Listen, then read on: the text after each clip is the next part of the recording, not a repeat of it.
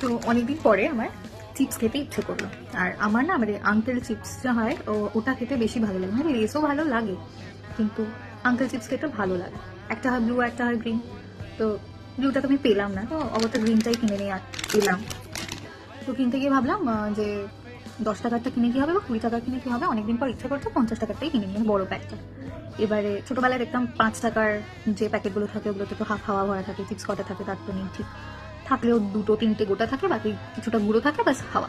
20 টাকার মোটামুটি থাকে, মানে ওই আর কি। 10 টাকা তো আর বললাম না, এই ভেবে নিয়ে এটা কিনলাম।